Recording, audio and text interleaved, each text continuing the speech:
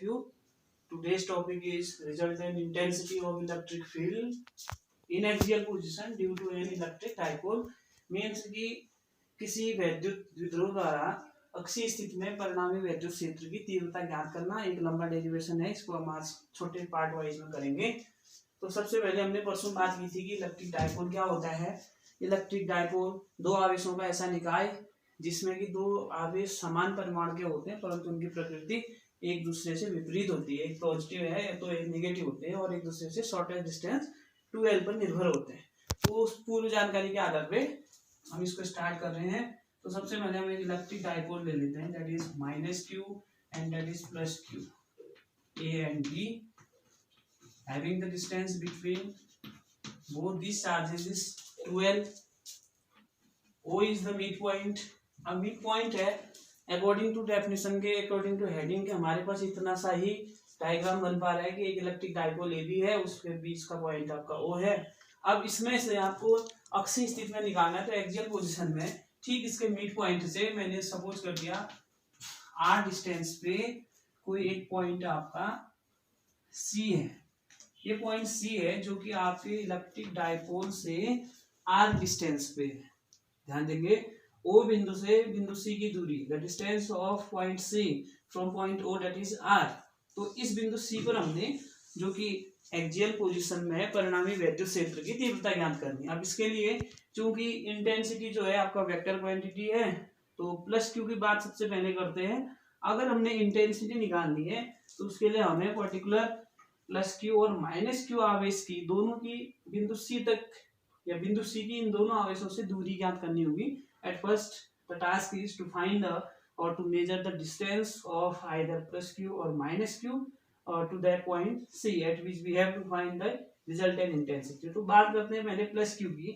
मैंने बात करी A और B के बीच की टोटल डिस्टेंस 2l है, तो ये डिस्टेंस भी l हो जाएगी और ये डिस्टेंस भी l, क्योंकि O मिड पॉइंट है। तो +q आवेश और बिंदु C के बीच में कितनी दूरी होगी इस ज्यामिति के आधार पे हम निकालेंगे। According to the geometry that is the distance l, whole distance is r, तो बची हुई जो डिस्टेंस होगी that will be r minus l distance. ध्यान फिर से देंगे o से लेकर c तक की डिस्टेंस r है, b से लेकर o और b के बीच की डिस्टेंस l, तो बची वाली डिस्टेंस r minus l होगी। ऐसे ही -q और c के बीच की डिस्टेंस कितनी होगी, इतनी l है, यहाँ से r है तो totally r plus l। This is the distance of point c from point charge -q and this is the distance of +q and c। Second बात आती है क्योंकि इंटेंसिटी एक वेक्टर क्वांटिटी है तो जो पॉइंट +q है, +q द्वारा बिंदु c पर जो इंटेंसिटी होगी उसकी जो डायरेक्शन होगी वो होगी आगे की ओर, वेक्टर E1 बनेगा। Similarly the intensity due to the electric field due to the -q charge at point c that will -E2। Minus और पॉजिटिव या माइनस इंटेंसिटी नहीं होती है, इंटेंसिटी हमेशा पॉजिटिव होगी, केवल उसका जो डायरेक्शन होगा नेगेटिव सिंबल उसके डायरेक्शन को हमें इंडिकेट करेगा। आप देखेंगे कि E1 इधर की ओर है और E2 इधर की ओर है, तो डेट मीन्स दो वेक्टर अपोजिट है, तो जो रिजल्टेंट मिलेगा तो उस समय E2 के साथ आपका माइनस आ जाएगा। तो अब शुरुआत करते हैं डेरिवेशन पे। इतना सारा चित्र था, इस चित्र को आप ध्यान से समझेंगे तो आपको पूरे बिंदु सी की +q से दूरी और बिंदु सी की -q से दूरी जो कि तीव्रता निकालने के लिए सबसे इंपॉर्टेंट फैक्टर है। इसके बाद सबसे पहली इक्वेशन जो हम बनाएंगे, since AB is a dipole therefore definitely there will some certain dipole moment, और उसको हम जो दिखाते हैं P = Q × 2l, that is the equation number x we are seeing. पहला पॉइंट कि ये वैद्युत विद्रोह आघूर्ण हो गया आपका P = Q × 2l हो गया। अब दूसरा पॉइंट क्या आएगा कि हम +q आवेश द्वारा बिंदु C पर उत्पन्न तीव्रता निकालेंगे। Intensity due to +q charge at point C, तो कितना आ जाएगा उसको मैंने E से दिखा दिया, E1 से। मैग्नीट्यूड लिख रहा हूं तो मुझे उसके ऊपर वेक्टर नहीं लिखना पड़ेगा, क्योंकि जब मैग्नीट्यूड लिखते हैं तो वेक्टर हट जाता है। 1/4/ε0 q अपॉन r स्क्वायर होता है, तो r - l होल स्क्वायर। आप चाहें तो उसके ब्रैकेट में आप इसकी डायरेक्शन भी लिख सकते हैं C2 vector E1, that is equation number 1। तो प्लस क्यू आवेश द्वारा बिंदु सी पर उत्पन्न वैद्युत क्षेत्र की तीव्रता का हमने सूत्र लिख लिया, क्योंकि पहले वाले लेक्चर में हम पढ़ चुके हैं कि एक बिंदु आवेश द्वारा किसी बिंदु विशेष पर उत्पन्न तीव्रता का सूत्र क्या होता है। ऐसे ही इंटेंसिटी ड्यू टू माइनस, अब माइनस क्यू चार्ज के कारण, माइनस क्यू चार्ज, तो उसको E2 कह दिया मैंने। E2 equal to 1/4πε0 Q upon R plus L whole square. Equation number 2 C vector E2, ये इसकी डायरेक्शन होगी। तो दोनों इक्वेशनों को हम ध्यान से देखेंगे। अगले नेक्स्ट पॉइंट पर हमने पहुंचना है, तो रिजल्टेंट इंटेंसिटी निकालनी है। तो इसमें मैंने मेंशन नहीं किया माइनस, और इसमें पॉजिटिव नहीं, माइनस नहीं, because intensity is a particular vector quantity of same magnitude due to the same charge. Only the negative symbol will indicate its direction.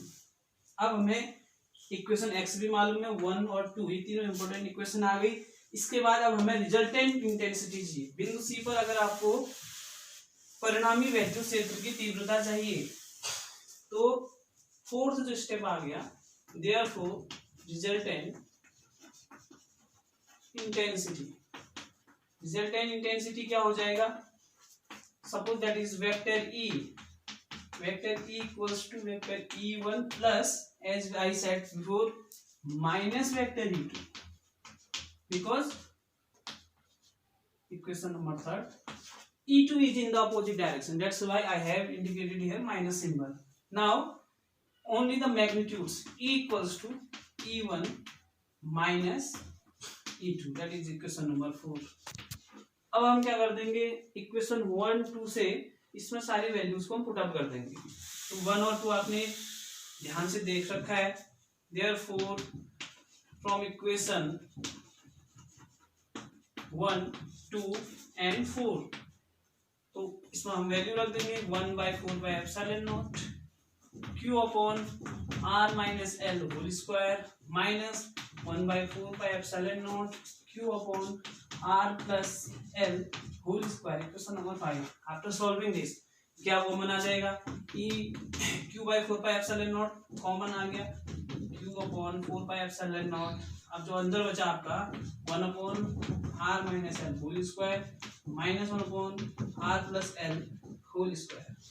Equation number 6, तो बहुत ही इजी है। a plus B into A minus B का square अगर हम put up करेंगे, खोलेंगे, तो क्या इसमें आएगा a square minus B square, Q upon 4πε0 हो गया।